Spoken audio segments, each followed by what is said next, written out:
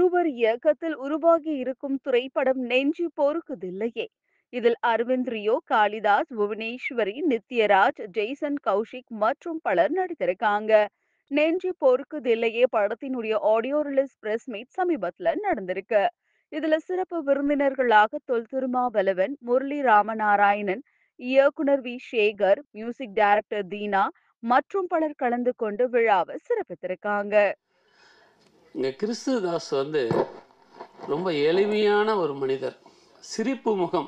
அதாவது எப்படி ஒரு வீட்டுக்கு போய் நீங்கள் கோயம்புத்தூர் சைடு அந்த சைடெல்லாம் போனீங்கன்னா, நம்ம இங்கேருந்து போகும்போதே பார்த்திங்கன்னா அவங்க ஃபேமிலியாக வந்து கையெடுத்து கும்பிடுவாங்க. அந்த மனிதத்தன்மைன்றது என்னன்றது நான் கிறிஸ்துதாஸ்துகள் தான் கண்டுபிடிச்சேன். ரொம்ப மரியாதை.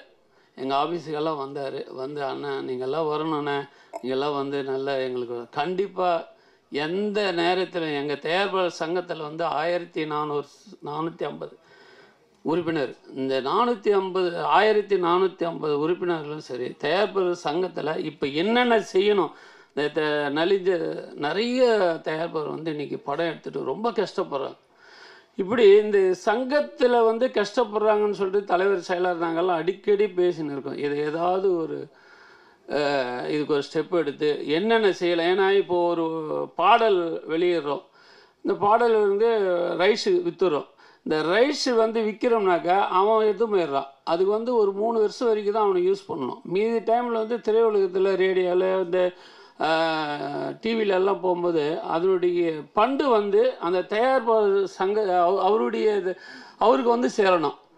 அந்த மாதிரி இதுவெல்லாம் இருக்குது, நிறைய சில இதுவெல்லாம் இருக்குது. இப்போ யூடிபி தயாரித்து சம்பாதிக்கிறாங்களா, அந்த மாதிரி ஒரு 2 கோடி 3 கோடி ஒரு படத்தை எடுத்துட்டு அந்த தயாரிப்பாளர் சங்கம் அவருக்கே தெரியாது, அவர் படம் பார்த்தா யூடியூப்பில் ரிலீஸ் ஆகுது. இப்படியெல்லாம் சட்டவிரோதமாக நிறைய நடக்குது. இதெல்லாம் கட்டுப்படுத்துறதுக்காக இந்த சங்கத்தில் வந்து நாங்கள்லாம் நிறைய முயற்சி எடுத்து இப்போ பாருங்கள், 3D CD ஒருத்தனுக்கு பிடிச்சி ஜெயிலில் போட்டோம். ஜெயிலில் போய்ட்டு இப்போ கேஸுக்கு போனோம், கேஸுக்கு போயிட்டு வந்தேன்.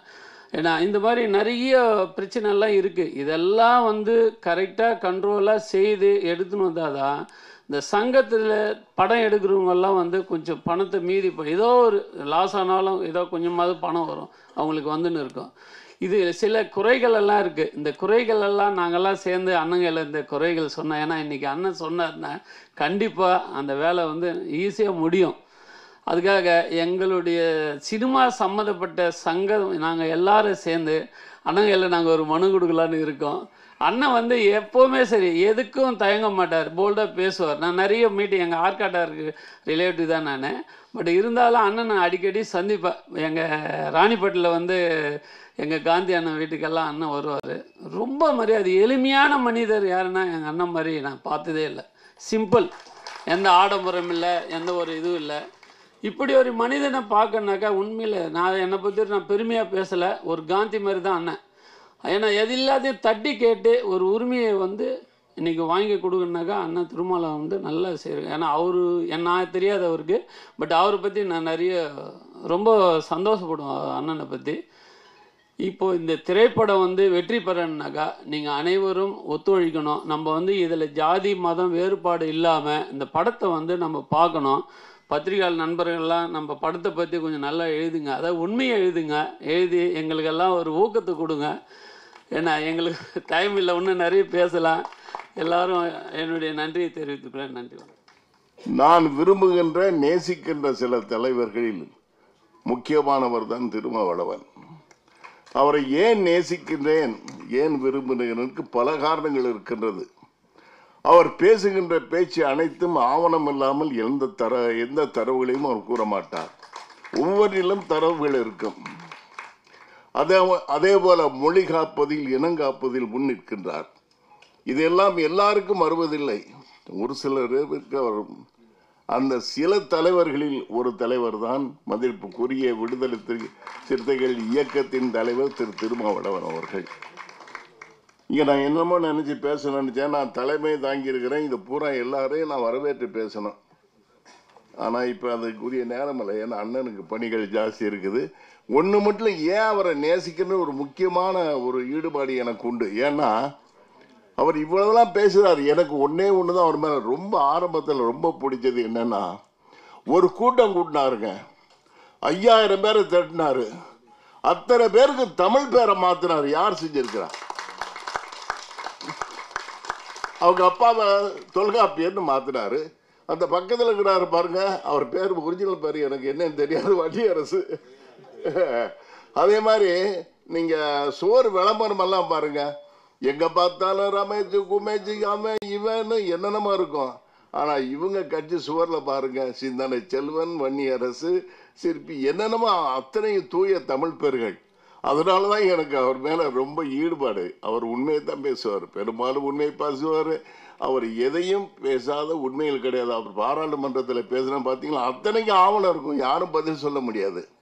இப்போ நான் கூட இந்த சில கருத்துக்கள் சொல்லலாம்னு நினச்சேன், ஆனால் அவர் பணி இருக்கனால என்னால் சொல்ல முடியவில்லை. அதனால் அடுத்த ஏதாச்சும் சந்தர்ப்பங்கள் இருந்தால் அதில் நான் அறிவியல் பற்றி சில அவர்கிட்ட, ஏன்னா அவர் பேசுகிறதெல்லாம் அறிவியல் சம்மந்தமாக பேசுவார். அவர் சொல்கிற ஒவ்வொன்றும் இந்த திராவிடத்தை பற்றியோ தமிழ் தேசத்தை பற்றியோ திராவிட கருத்தியல்னு சொல்லுவார். அதெல்லாம் எவ்வளவு அவர் அற்புதமான ஆவணத்தோடு பேசுகிறாரு. இந்த புராணங்களை வச்சுக்கிட்டு இவங்க அடிக்கிற கூத்து இருக்குது பாருங்க. இப்போ ஒரு மத்திய அமைச்சர் சொல்லியிருக்கிறாங்க, ஏங்க முனிவர் ஒருத்தர் விமானத்தை ஏற்கனவே 5000 ஆண்டுக்குள்ளே கண்டுபிடிச்சிட்டாருன்னு. ஏங்க 11,000 மேலே போனால் சுவாசிக்க முடியாதுங்க. அது இங்கேயே நிறையா பேர் இப்போ ஆக்சிஜன் இதை வச்சு தான் சுவாசிச்சுட்டு இருக்கிறாங்க. இந்த காலகட்டத்தில் யாராச்சும் வானத்தில் பறந்து போக முடியுமா மாஸ்க் இல்லாமல்? இல்லை அதுக்கான தரவுகள் ஆவணங்கள் எங்கேயா இருக்குதா? சரி, இதை விடுங்க, அவருக்கு பணி நிறையா இருக்குது. இருந்தாலும் இவர் நம்ம சுபாஷ் ஒரு கருத்து சொன்னார் சார். ஒன்னே மட்டும் சொல்கிறேன், இப்போ தான் அண்ணன் சொல்லிட்டு இருந்தேன், சங்கங்கள் கட்டுப்பாடும் கடமை உணர்வும் இருக்கணும். தலைவர்களை பொறுத்தா, அதில் இருக்க உறுப்பினர்களை பொறுத்தா, இந்த திரையுல சங்கங்கள்லாம் இவர் நிறைய விஷயங்களை செதறி அடிக்கணும்னாரு. அவர் முகிலனே யாரை சொன்னாங்க, ஆனால் சங்கங்கள்லாம் செதறி கிடக்குது. எனக்கு சின்ன வயசுலேருந்து படம் பண்ணணும்னு, படம் பார்க்கவும் ஆசை, படம் பண்ண வேண்டும் என்றும் ஒரு ஆசை. அப்படி கதை களங்களை கேட்டுக்கொண்டிருக்கின்ற பொழுது சாதாரணமான படங்களை எடுக்கிறதுல எந்த விதமான பிரயோஜனமும் இல்லை. ஆனால் சமுதாயத்திற்கு ஏதாகிலும் நம்ம செலவு பண்ணுற பணம் சமுதாயத்துக்கு ஏதாகிலும் ஒரு கருத்தை சொல்ல வேண்டும் அப்படி என்று முடிவெடுத்த போது அப்போது கிடைத்த கதை தான் இந்த திரைப்படத்தினுடைய நெஞ்சு பொறுக்குதல்லைய கதை. இந்த கதை இந்த 21வது நூற்றாண்டிலும் நடந்து வருகிறதான சமூக பிரச்சனைகளை, ஒரு காதல் என்பது இயற்கையாக பருவமடைந்த ஒரு ஆணுக்கும் ஒரு பெண்ணுக்கும் இயற்கையாக நடக்கக்கூடிய அந்த நிகழ்வு, அது திருமணத்திற்கு பிறகு இந்த சமுதாயம் அவர்களுக்கு என்னெல்லாம் சொல்லிக் கொடுக்கிறது, இந்த சமுதாயம் அவர்களை எப்படியெல்லாம் நடத்துகிறது என்பதற்கு ஒரு உதாரணமாக இந்த படத்தை நாங்கள் எடுத்திருக்கிறோம். ஆஃப்டர் மேரேஜுக்கு அப்புறம் ஒரு காதலர்கள், 2 வேறு தரப்பட்ட சமுதாயத்தை சேர்ந்த காதல்கள் படுகின்ற பெரும் பிரச்சனை, அதன் விளைவாக ஏற்படக்கூடிய பல்வேறு நிகழ்வுகளை சுவாரஸ்யமாக கொண்டு இந்த கதையை நாங்கள் முடித்திருக்கிறோம். மீதனுடைய கதையினுடைய அனைத்து இதுங்களையும் திரைப்படத்தில் பார்த்தால் மிகவும் நலமாக இருக்கும். வந்திருக்கிற ஒவ்வொருவருக்கும் என்னுடைய நெஞ்சார்ந்த திரைப்படத்தின் குழுவின் சார்பாக நெஞ்சார்ந்த நன்றி. எல்லாவற்றுக்கும் மேலாக அண்ணன் திருமாவளவன் அவர்களுக்கு என்னுடைய நெஞ்சார்ந்த நன்றிகள். அந்த படத்தை எடுக்கணுன்றது ஒரு பெரிய ஆசையாக இருந்தாலும் இந்த படத்தை அண்ணனுடைய கையில் கொடுத்து தான் நான் வெளியிட வேண்டும் என்று ரொம்ப நாள் காத்துட்டு இருந்தேன். சென்சார் வாங்கி ஏறத்தாழ 1.5 மாதங்கள் ஆகுது. அண்ணன் வன்னியரசு அண்ணனுக்கு நன்றி செலுத்துகிறேன். அதோடு கூட இருந்த நண்பர்களுக்கு அனைவருக்கும் நான் நன்றி செலுத்துகிறேன். இந்த படத்துக்கு அண்ணன் இவ்வளவு தூரம் வந்து நான் வருவாரா மாட்டாரா, இது நடக்குமா, இந்த கனவு நிகழுமா நிகழாதா, நம்ம இதில் ஜெயிப்போமா தோப்போமான்லாம் பல நினைவுகள் வச்சிருந்தேன். அண்ணன் எப்பொழுது தலைமை தாங்கினாரோ இந்த படம் நிச்சயமாக வெற்றி பெறும் என்று கூறி என்னுடைய உரையை முடிக்கிறேன். நன்றி.